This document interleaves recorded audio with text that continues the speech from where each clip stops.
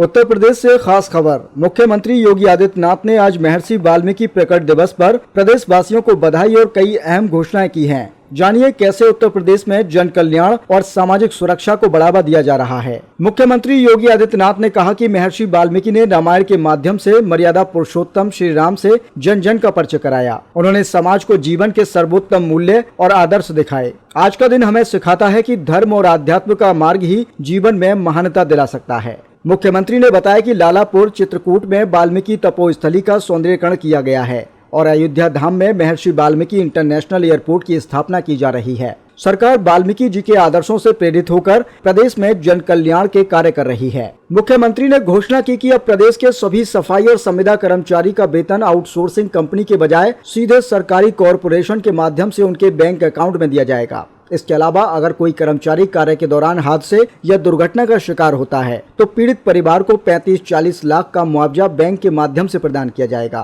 योगी आदित्यनाथ ने कहा कि ये कदम कर्मचारियों की सुरक्षा और सामाजिक कल्याण को सुनिश्चित करने के लिए उठाए जा रहे हैं। साथ ही वाल्मीकि जयंती के अवसर पर प्रदेश में शांति और सामाजिक सौहार्द को बढ़ावा देने का भी संकल्प लिया गया है। उत्तर प्रदेश सरकार वाल्मीकि जी के आदर्शों से प्रेरणा लेकर समाज में समानता, सुरक्षा और कल्याण सुनिश्चित करने की दिशा में लगातार काम कर रही है। वीडियो पसंद आया हो तो लाइक करें, शेयर करें और द जस्टिस हिंदी के साथ जुड़े रहें और सब्सक्राइब करें।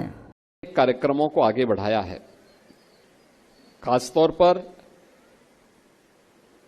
स्वर्गीय डीपी बोरा जी की एक प्रतिमा का आज लोकार्पण का कार्यक्रम संपन्न हुआ। यहां पर अनावरण के साथ ही सेवा शक्ति केंद्रों का भी उद्घाटन का कार्यक्रम संपन्न हुआ है।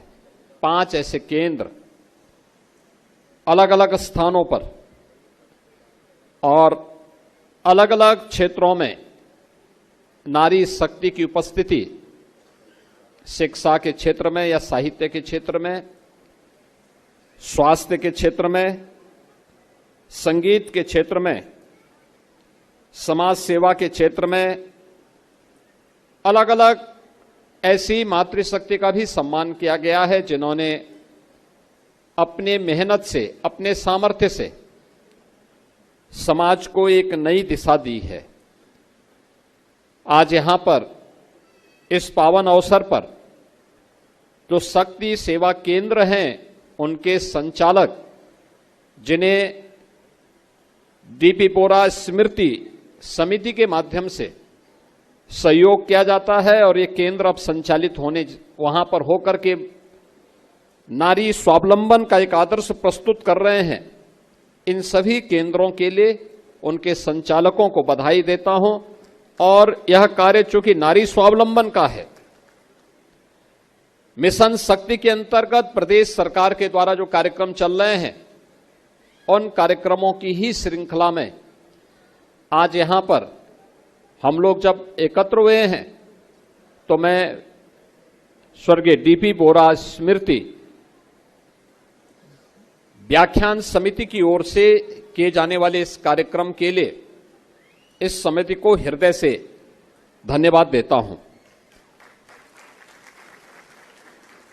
इसके साथ ही यहां पे अलग अलग क्षेत्र में स्वास्थ्य, शिक्षा, सेवा, साहित्य और संगीत, इन 5 क्षेत्रों में जिन मातृशक्ति ने कुछ विशिष्ट योगदान दिया है उनका भी सम्मान यहां पर मंच पर आयोजन समिति की ओर से हुआ है।